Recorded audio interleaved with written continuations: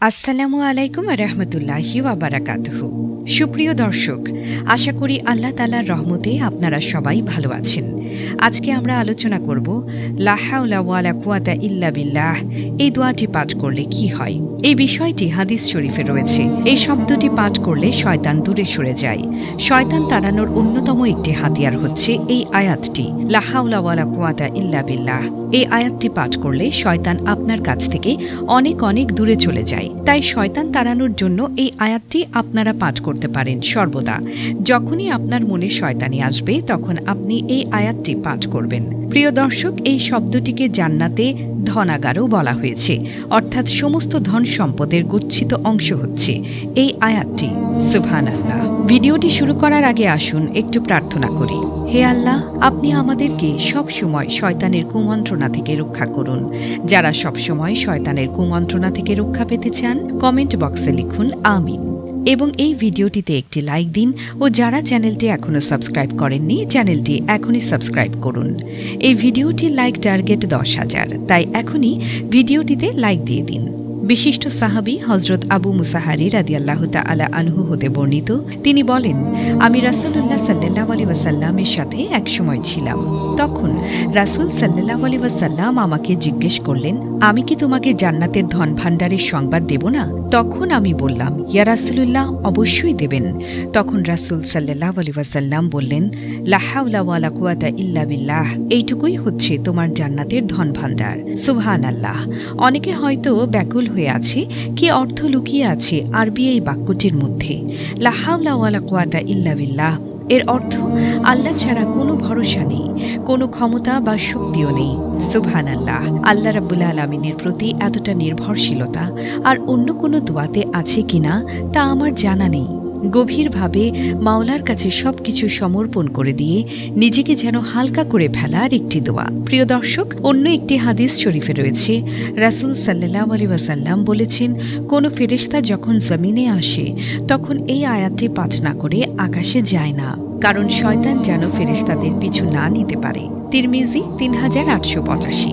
কায়েস ইবনে রাহমাতুল্লাহি আলাইহি থেকে বর্ণিত, রাসূলুল্লাহ সাল্লাল্লাহু আলাইহি ওয়াসাল্লাম ইরশাদ করেছেন, জান্নাতের দরজাগুলোর বিষয়ে তোমাদের জানাবো না? তখন আমরা বললাম, অবশ্যই ইয়া রাসূলুল্লাহ, আপনি আমাদের জানাবেন।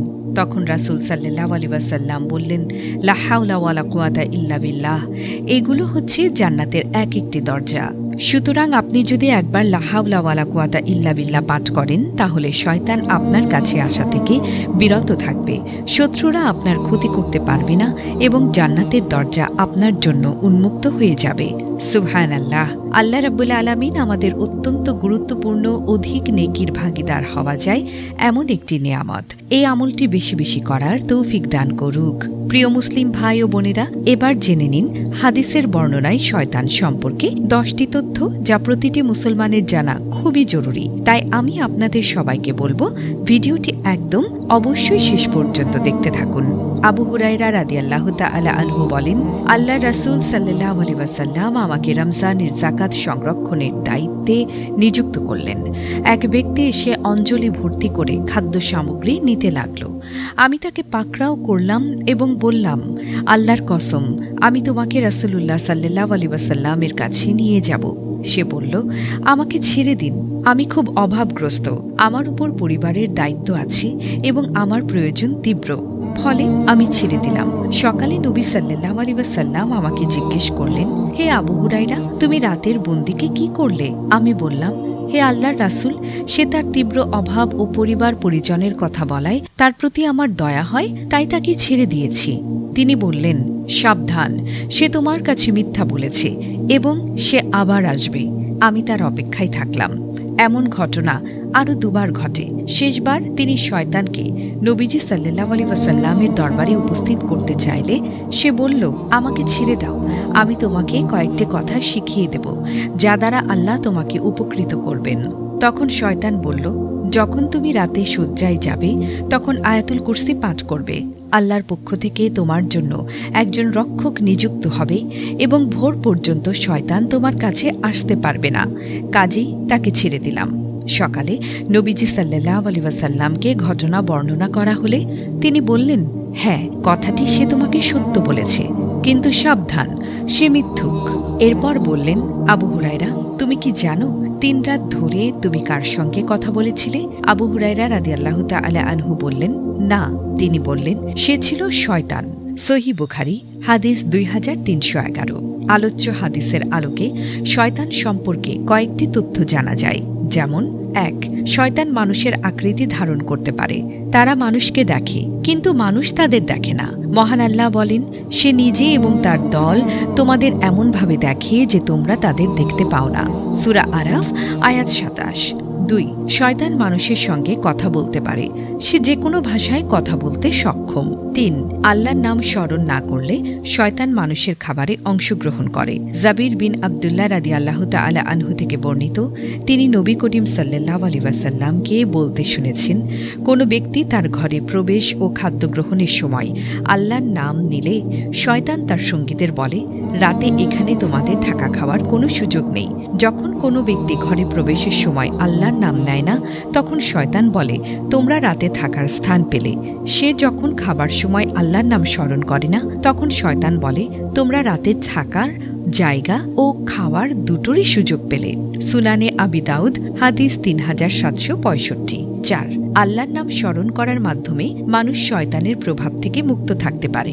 রাসূলুল্লাহ সাল্লাল্লাহু আলাইহি ওয়াসাল্লাম বলেন, জিনের দৃষ্টি ও আদম সন্তানের লজ্জাস্থানের মাঝে পর্দা হল আল্লাহর নাম। যখন তাদের কেউ বাথরুমে প্রবেশ করে, সে যেন বিসমিল্লাহ বলে। সুনানি তিরমিজি হাদিস 606। 5. জিন ও শয়তান মানুষের সম্পদ চুরি করে। 6. শয়তানের অভ্যাস ও কাজ হল মিথ্যা বলা, যদিও সে কখনো কখনো সত্য বলে। 7. শয়তান মানুষের কল্যাণ ও অকল্যাণের বিষয়গুলো জানে, সে কল্যাণ থেকে বিমুখ করার চেষ্টা করে। 8. ভালো মন্দের জ্ঞান শয়তানেরও আছে, তবে আমল না করায় সে উপকৃত হতে পারে না। এজন্য রাসূলুল্লাহ সাল্লাল্লাহু আলাইহি ওয়াসাল্লাম দোয়া শিখিয়েছেন, হে আল্লাহ, আমি আপনার কাছে এমন জ্ঞান থেকে পানাহ চাই যা দ্বারা উপকৃত হওয়া যায় না। সুনানে নাসাই হাদিস 5470। 9. আয়াতুল কুরসি শয়তানের হাত থেকে আত্মরক্ষার সর্বোত্তম উপায়। 10.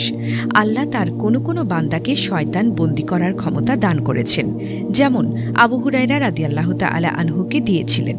এটা তার কারামাত স্বরূপ, নতুবা শয়তান মানুষের আয়ত্তের বাইরে। শয়তান সম্পর্কে আহল আল সুন্নাহের বিশ্বাস। শয়তান হল জিন। আল্লাহ বলেন, আর আদমকে সেজদা করার জন্য সকল ফেরেশতাকে বলা হলো। সকলেই সেজদা করল, একমাত্র ইবলিশ ব্যতীত। সে ছিল জিনদের অন্তর্ভুক্ত। সে আল্লাহর অবাধ্য হল। সূরা আল কাহফ 50। আর জিনদের সৃষ্টি করা হয়েছে মানব জাতির পূর্বেই এক ধোঁয়াহীন আগুন হতে। আল্লাহ বলেন, এবং জিনকে এর পূর্বেই সৃষ্টি করেছি গণগণে শিখা থেকে। হিজর 27। তাই মানব জাতির পূর্বেই জিনের অস্তিত্ব বিদ্যমান ছিল এবং তাদের একমাত্র দায়িত্ব হল আল্লাহর দাসত্ব করা। মানুষের মতোই জিনদের চিন্তার স্বাধীনতা ও সিদ্ধান্ত গ্রহণের স্বাধীনতা আছে এবং তাদেরকে কৃতকর্মের জন্য আল্লাহর কাছে জবাবদিহি করতে হবে। আদম আলাইসাল্লাম সৃষ্টির পূর্বে জিনদের আবাসস্থল ও জীবন প্রণালী কেমন ছিল সে সম্পর্কে আমরা বিস্তারিত জানি না। যেহেতু আল্লাহ এ সম্পর্কে বিস্তারিতভাবে কোরআনে কিছু বলেননি, তাই এটা আমাদের নিকট তেমন গুরুত্বপূর্ণ ব্যাপার নয়। শয়তানের উদ্দেশ্য। শয়তান হল মানুষের প্রকাশ্য শত্রু। আল্লাহ বলেন, হে বনি আদম, আমি কি তোমাদের বলে রাখিনি যে শয়তানের ইবাদত করো না? সে তোমাদের প্রকাশ্য শত্রু। ইয়াসিন 7। আল্লাহর এটা অশেষ দয়া যে তিনি মানুষকে শয়তানের উদ্দেশ্য, কর্মপদ্ধতি ও এর থেকে পরিত্রাণের উপায় বাতলে দিয়েছেন। শয়তানের উদ্দেশ্য সম্পর্কে আল্লাহ বলেন, শয়তান তোমাদের শত্রু, অতএব তাকে শত্রুরূপেই গ্রহণ করো। সে তার অনুসারীদের আহ্বান করে যেন তারা জাহান্নামী হয়। ফাতির 6। অর্থাৎ আল্লাহকে অবিশ্বাস, শিরক ও বিভিন্ন পাপ কাজের মাধ্যমে শয়তান মানুষকে জাহান্নামের আগুনের দিকে ঠেলে দেয়। শয়তানের কর্মপদ্ধতি সম্পর্কে আল্লাহ বলেন, তারা শয়তানের মতো, যে মানুষকে কাফির হতে বলে। অতঃপর যখন সে কাফির হয়, তখন শয়তান বলে, তোমার সাথে আমার কোনো সম্পর্ক নাই, আমি বিশ্ব পালনকর্তা আল্লাহ তাআলাকে ভয় করি। হাসর 16। শয়তানের উদ্দেশ্য। শয়তান হল মানুষের প্রকাশ্য শত্রু। আল্লাহ বলেন, হে বনি আদম, আমি কি তোমাদের বলে রাখিনি যে শয়তানের ইবাদত করো না? সে তোমাদের প্রকাশ্য শত্রু। ইয়াসিন ৭। আল্লাহর এটা অশেষ দয়া যে তিনি মানুষকে শয়তানের উদ্দেশ্য, কর্মপদ্ধতি ও এর থেকে পরিত্রাণের উপায় বাতলে দিয়েছেন। শয়তানের উদ্দেশ্য সম্পর্কে আল্লাহ বলেন, শয়তান তোমাদের শত্রু, অতএব তাকে শত্রুরূপেই গ্রহণ করো। সে তার অনুসারীদের আহ্বান করে যেন তারা জাহান্নামী হয়। ফাতির ৬। অর্থাৎ আল্লাহকে অবিশ্বাস, শিরক ও বিভিন্ন পাপ কাজের মাধ্যমে শয়তান মানুষকে জাহান্নামের আগুনের দিকে ঠেলে দেয়। শয়তানের কর্মপদ্ধতি সম্পর্কে আল্লাহ বলেন, তারা শয়তানের মতো যে মানুষকে কাফির হতে বলে। অতএব যখন সে কাফের হয় তখন শয়তান বলে, তোমার সাথে আমার কোনো সম্পর্ক নাই, আমি বিশ্ব পালনকর্তা আল্লাহ তাআলাকে ভয় করি। হাসর ১৬। তো বন্ধুরা, এই ছিল আজকের ভিডিওটি ভালো লাগলে ভিডিওটিতে অবশ্যই একটি লাইক দিয়ে দিন এবং আমাদের চ্যানেলটি সাবস্ক্রাইব করে পাশে থাকা বেল আইকনটি প্রেস করে দিন। দেখা হবে পরবর্তী ভিডিওতে। ততক্ষণ পর্যন্ত ভালো থাকবেন, সুস্থ থাকবেন। আল্লাহ হাফেজ।